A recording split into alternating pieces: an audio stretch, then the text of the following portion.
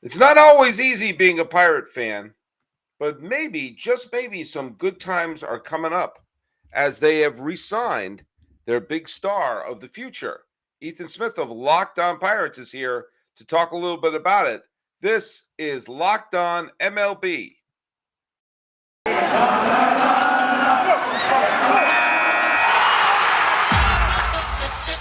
You are Locked On MLB, your daily MLB podcast. Part of the Locked On Podcast Network, your team every day. Hello, baseball fans. Welcome to Locked On MLB, part of the Locked On Podcast Network, where it's your team every day. This is the daily podcast. We talk about all of Major League Baseball. I'm your host, Paul Francis Sullivan. As you can tell from my lower third, you can call me Sully. This episode, which is being dropped on the 13th day of April, 2023. And by the way, thanks so much for making us your first listeners. We're available on all your free podcasting catchers. We are talking with Ethan Smith of Locked On Pirates as they signed Mr. Hayes to a long-term deal. And we're going to see if that will mean good days coming up in the National League Central. Follow us on Twitter at Locked On MLB Pod. Same handle for Instagram. I'm your pal Sully. I'm at Sully Baseball on Twitter, Sully Baseball Podcast on Instagram. Well, the Pittsburgh Pirates have a payroll slightly lower than that of the Locked On Podcast hosts, but they shelled out some money to keep at least one of their key pieces for the good times that will be coming up ahead to stay in Pittsburgh for a while. Hey, Ethan Smith, friend of the podcast. What's up, Welcome man? back to the show, and let's talk about what is some very welcomed good news coming out of the Steel City. How you doing, man? Doing all right. And hearing this over the course of just an entire offseason of a lockout and everything, and was Hayes going to get signed eventually, and all the Brian Reynolds nonsense that we've heard.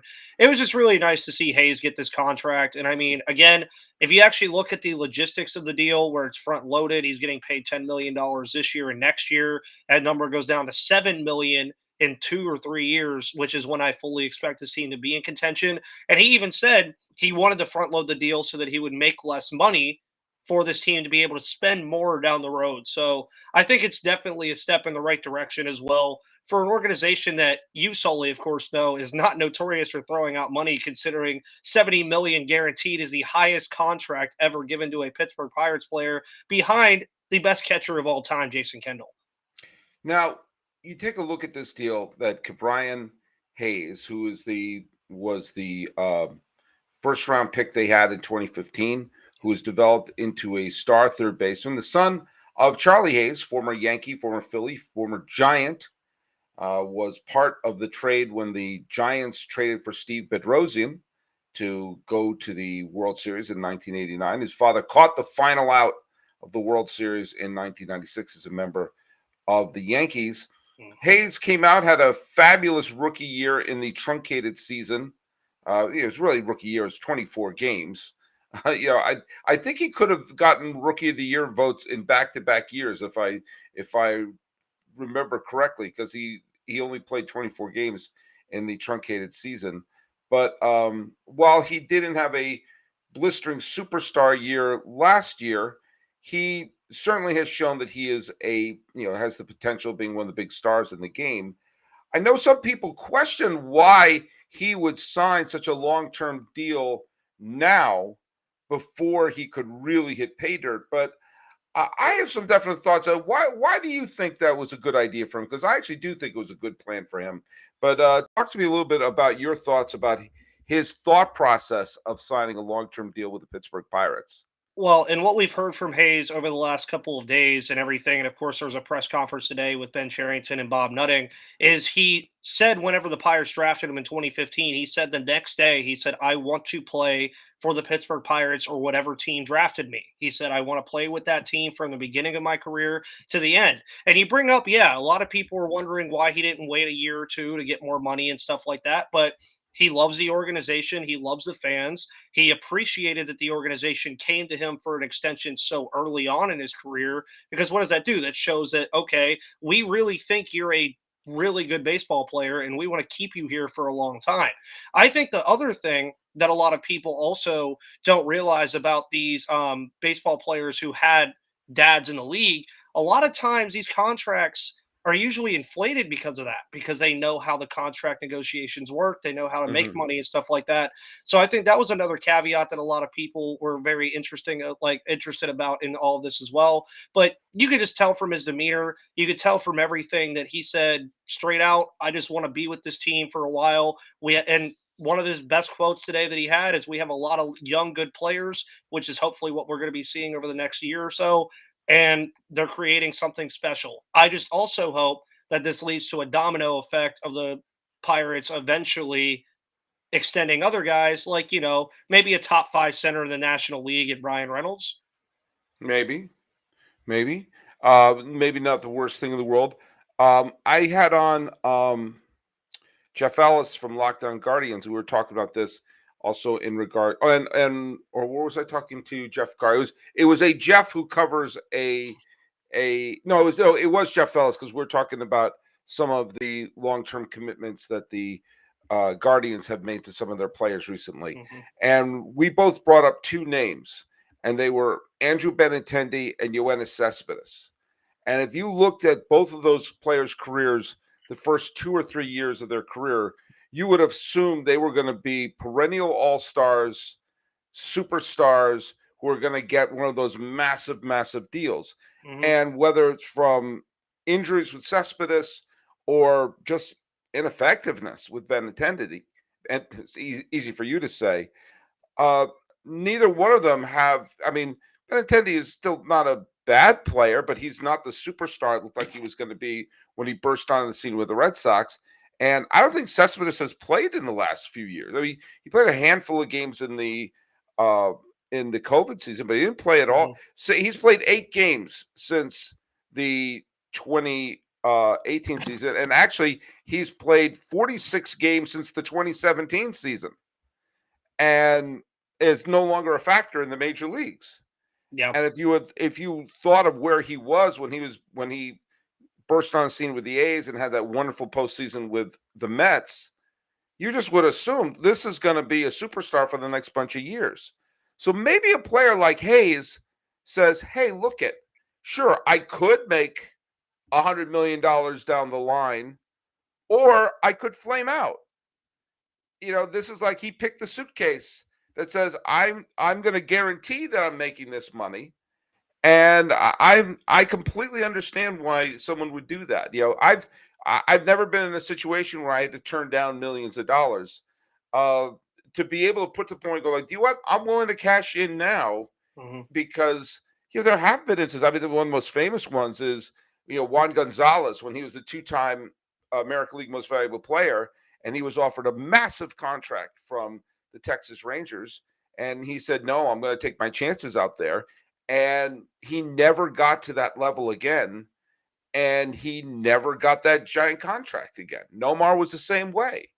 So maybe not that any of them went broke along the way, but still, Brian Hayes may have just said, "I'm gonna cash in.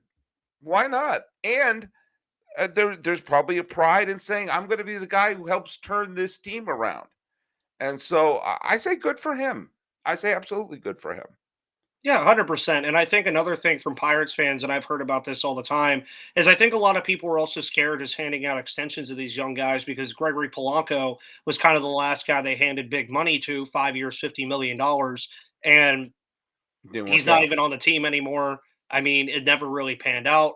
So, but the thing that I will say that you're looking at with this contract, though, for Ke'Bryan Hayes, you're paying for his glove. I mean, through the first couple games of this year, he outplayed Nolan Arenado defensively in St. Louis, not offensively but defensively, and he just is naturally good at defense at the third base position. He just is, and that's something that you want and that you need nowadays, because you have a lot of guys who like to pull the ball to the left side of the field or the right side of the field, and he's very versatile. Health is just going to be his biggest thing, I think. And last year, of course, you saw he got hurt for a good part of the year, and a lot of people are like, "Oh, so they're handing money to a guy who can't even play a full season yet." So far, he's been fine outside of that first game for precautionary reasons, but I think this was a phenomenal move. And I don't know who captured Bob Nutting solely, but he said that he wants to put a stake in the ground and invest in the major league product. Well, look at if he's a pod person at this point, fine. But maybe we could look up in like 2 or 3 years, we could see an infield that's anchored by Brian Hayes and Oneil Cruz and Nick Gonzalez, and maybe, just maybe, this is the foundation of what could be, I don't know, the next good Pirate team. And look at what basically Brian Hayes is doing is he's betting on the Pirates. Yeah. He's saying, I know it may be a long shot, but I'm going to put my money, my proverbial money, where my mouth is, and I'm betting on this team. And if you want to make bets, go to betonline.net. It's your number one source for all your betting stats and sports info.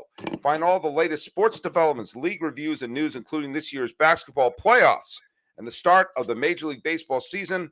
BetOnline is your continued source for all your Clippers news, right? You just held up your Clippers jersey, right? Mm-hmm. And for all your sporting wagering information, from live betting to playoffs, esports, and more. Head to the website today. Use your mobile device to learn more about the trends and action. BetOnline, it's where the game starts. Thanks so much for making Locked On MLB your first listen. Make Locked On Pirates your second listen. What about your third listen? Check out Locked On Now. Recaps of Major League games, analysis for local experts, taking fans through the season like no other network, free and available wherever you get your podcasts. We're here as I scratch my nose with Ethan Smith of Locked On Pirates. Now, I had hinted at Oneil Cruz, who they sent down to the minor leagues in during spring training. You're shaking your head at that. He's going to be up in the majors soon, right? Mm-hmm. I mean, it's probably... There'll probably be a wild coincidence, probably around May 1st when the arbitration clock won't be kicking in for him. All right, when he shows up, right there, that's two major pieces to a potential championship puzzle in place. Yeah, and that's one thing that I don't think a lot of people realize, though, as well, is last year when he got that call up at the end of the year for the final weekend, he had 20 at-bats above the AA level.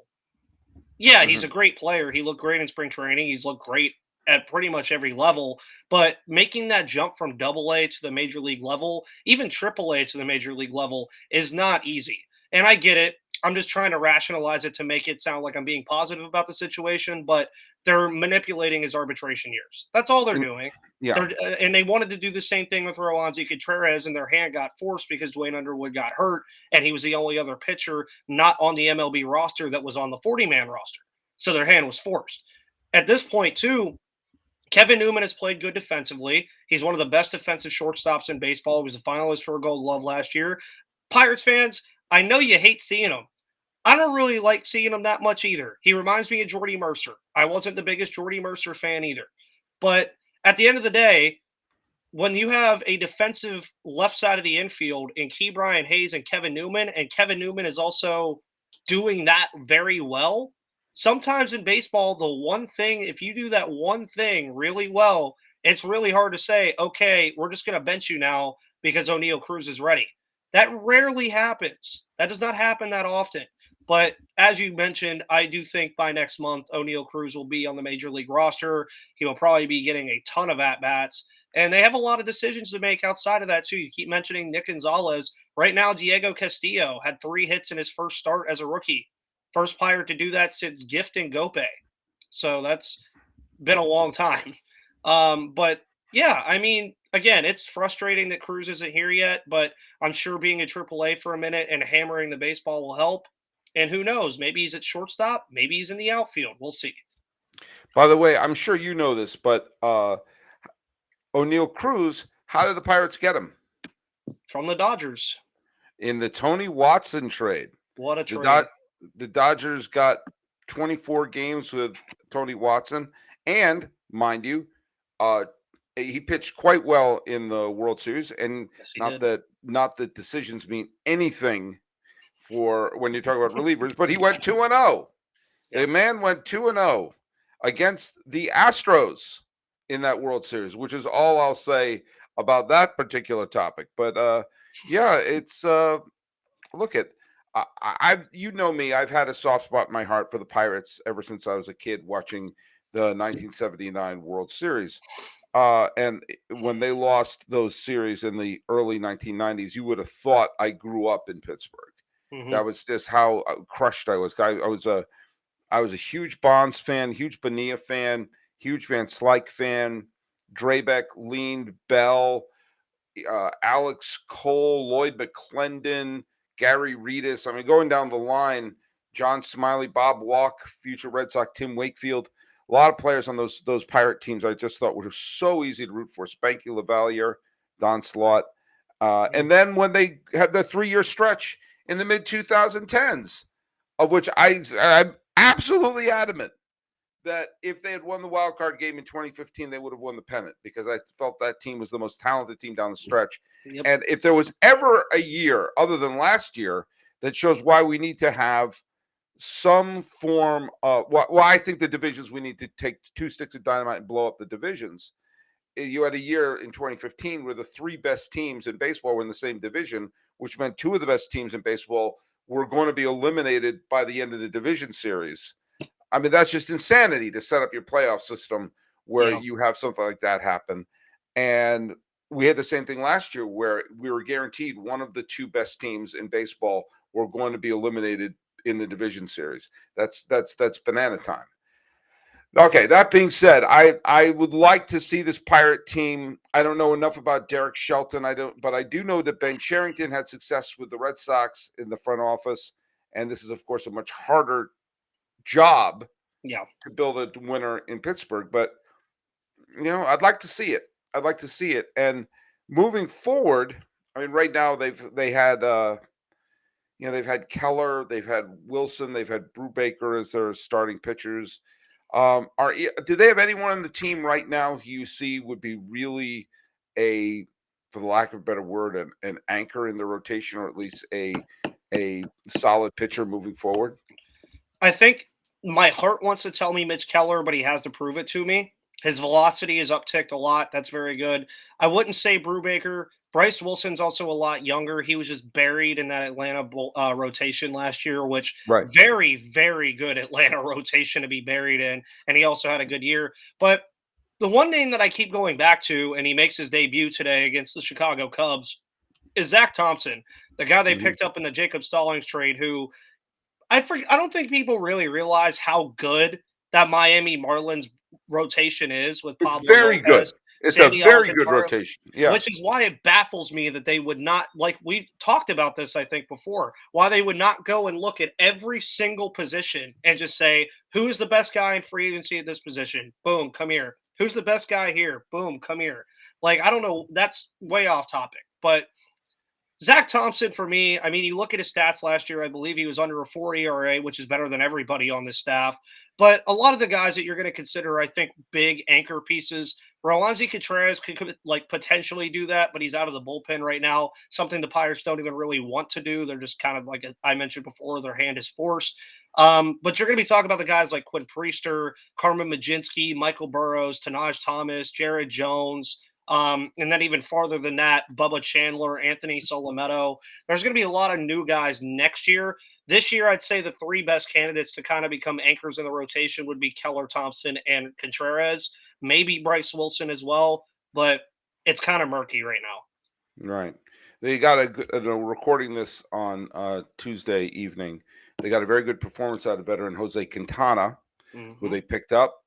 He wound up getting a hard luck loss. He pitched into the 6th. He let up one of Suzuki's 2 home runs.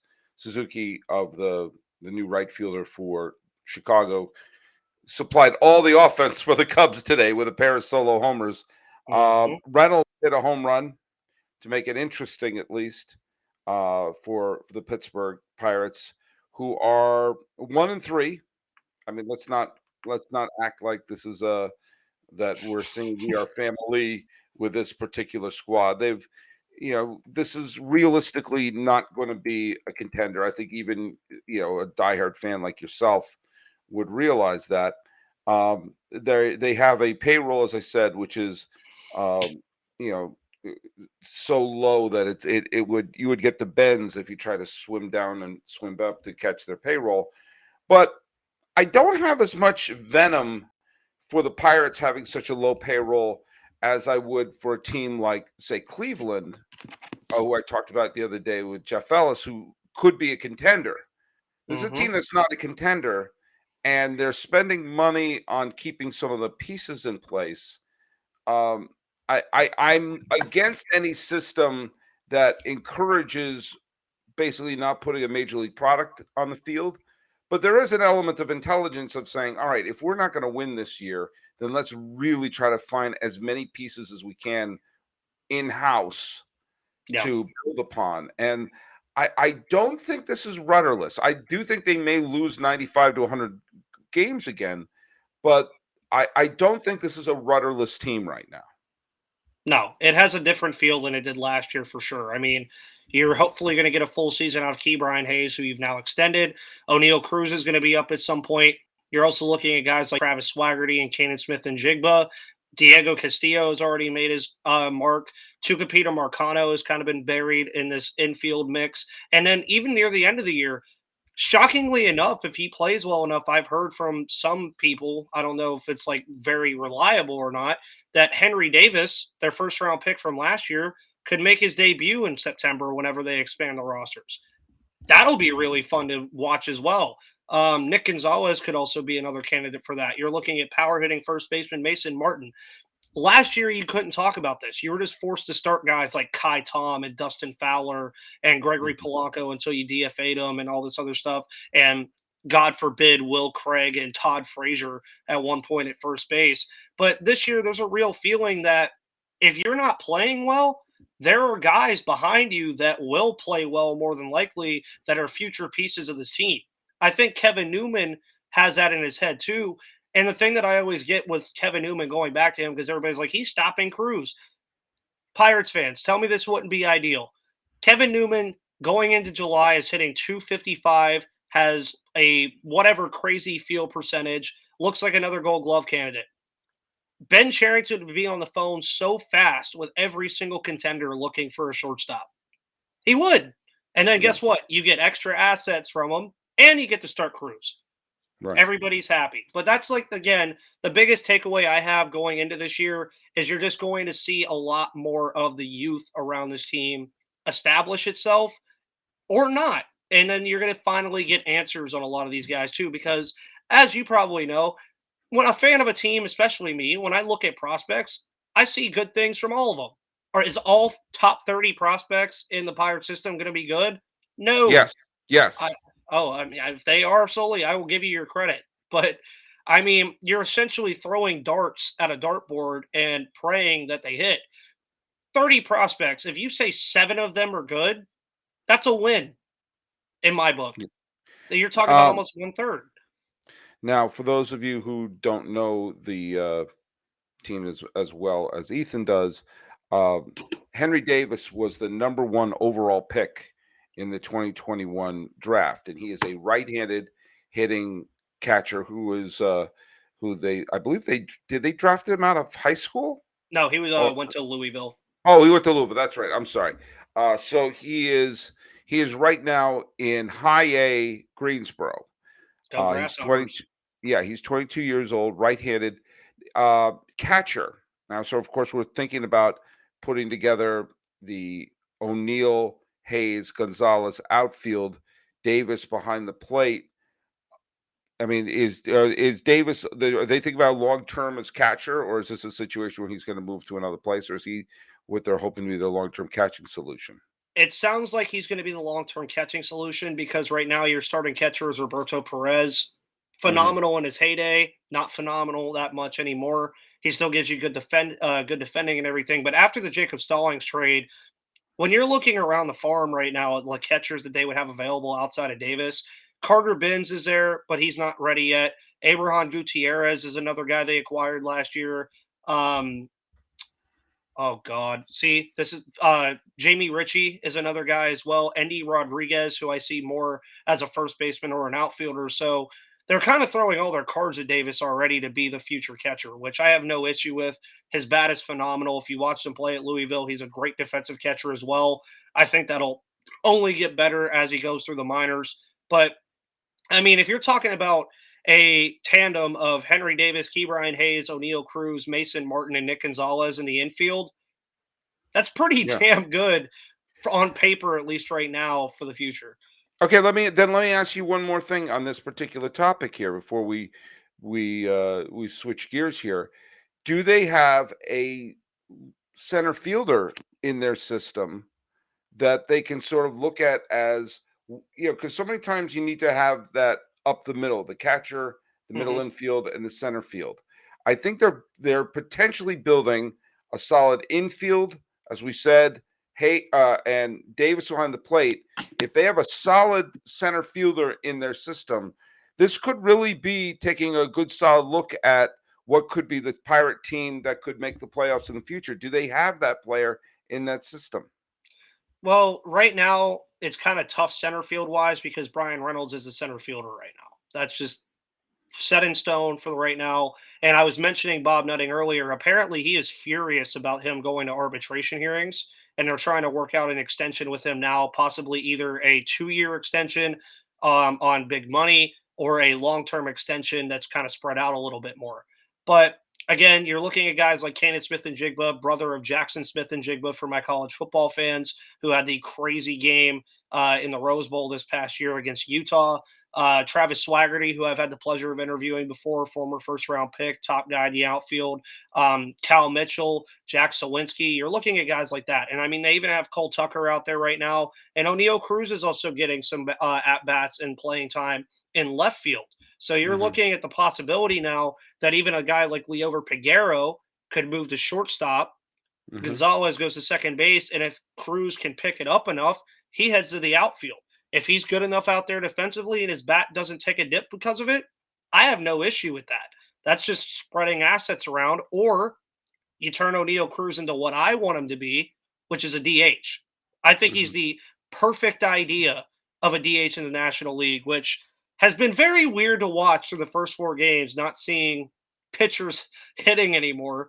But I neither I'm here nor keeping my there on mouth it. shut on that one because I've just decided not to die on that hill. I've never been a Yeah. universal DH guy, but I would be screaming at the tides right now if I tried to pretend that I was going to make any difference. Yeah, and All I right, mean, but again, I if we're talking about it now about the DH, I think he's prototypical. He's a 6'7" power hitter. right. You can't really speak on it outside of that any other bounds other than hey, he should be hitting exclusively. We're here with Ethan Smith of Locked On Pirates, and you're listening to Locked On MLB right now. Which, by the way, thanks for listening to us. Hey, some of the cities that looking up, we have listeners in Quebec. We have listeners in Charlottetown, Prince Edward Island, Canada. Welcome to the show. Bunch of listeners in Brazil. Hey, if you're from Nassau and in the Bahamas, let me know. Let us know at Sully Baseball on Twitter, Sully Baseball Podcast on Instagram. I'd like to welcome our 4 listeners from Portugal who are listening to this. Or I really, really would really love that you're here. Kuala Lumpur in Malaysia. Thank you, 5 people listeners. I like to think you're all huddled around the computer listening to Locked On MLB.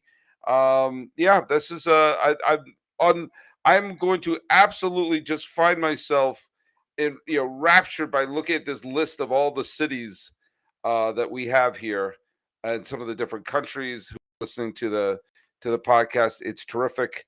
Los Angeles is my biggest market. Evidently, I have 3,000 listeners from there, but my biggest out of country market is Sydney, Australia. I have over 1,000 people listening to me in Sydney, or 1,000 downloads at least from Sydney. I like to think it's 1,000 people. I don't know how these numbers work, but hey, if you're in Sydney and you're liking this show, let me know. Let me know if you want me to talk about it. I said, hey, you're not talking enough about Graham Lloyd. You're not talking a lot about who was the name of the pitcher he pitched for Oakland? He was their closer, Australian pitcher. What was his name again? Oh, I can't remember his name. I'll remember I'll remember it as I'm signing off. But thanks so much for listening to it. No matter where you are, make it as your first listen. make Ethan Smith and Locked On Pirates your second listen. So, hey, let's be open here for a second here. What is the best case scenario for this team? I mean, short of winning the World Series, like what would you walk away? I'll just say that from my point of view, if the Pirates can do this year what Detroit did last year, after years and years of just getting their butts hammered, a bunch of the players came up, and by the end of the year, they were actually pretty competitive. That they were not a pushover. And for me personally, by the way, it's Grant Balfour was the name of the pitcher I was trying to think of. For me, I think the thing that the Pirates and their fans should hope for is that some of the players start to come up, and by the end of the year, they're playing spoilers, and you think, okay, wait a minute. In 2023, if the Brewers, Reds, or Cardinals stumble, we could pick up some of the scraps. Yep. What are you hoping for realistically for this team in 2022? I tweeted out about it on opening day, and I know this is kind of like a very low bar to get to, but I think it's a bar that they need to get to. They were a 100-loss team last year, 71 wins. Mm-hmm. I said I think that is a perfect benchmark because 71 and 91, still not that very good. It's still going to be last in the NL Central more than likely, but at the end of the day, what are you looking for from a rebuilding ball club like this? You're looking for them to, one, develop players and find their core, and two, keep that win total moving up. One team we haven't seen really do that often is the Baltimore Orioles. Maybe they come around and do the same thing that you alluded to, but I love that you brought up the Tigers as well, because look at the Tigers now with Javi Baez, Eduardo Rodriguez, all those assets they picked up, Spencer Torkelson coming up and being the first baseman every day. I think the Pirates could have that kind of same impact with guys like Oneil Cruz, Roansy Contreras, a lot of these guys coming up, because at the end of the day, they're only going to make the team better because by then they're going to be better baseball players. By then, you're also going to probably not see Kevin Newman anymore. Jose Quintana will probably already be traded somewhere else unless he wins the Cy Young, of course, which right now he's on pace to do. But you're also talking about a lot of other different factors that could factor into it too. And I think the biggest one is health. If Ke'Bryan Hayes stays healthy all year, he already has a +2 wins above replacement or runs saved above replacement or whatever stat it is through 4 games. That is nuts. That is insane. If he stays healthy all year, I definitely could see this team winning 70-plus games. There you go. And that's step one. Yeah. That's step one. And I really think you saw, I brought up with the Tigers about a decade ago, you saw that happening with Washington when they had bad year after bad year, which allowed them to draft Harper and allowed them to draft Strasburg, but they got to 500. They got to break even. And there was something just like psychologically, I think, happened with that franchise. Like, oh, we're not doormats. Mm-hmm. And then 2012 started that great run, which culminated in the World Championship in 2019.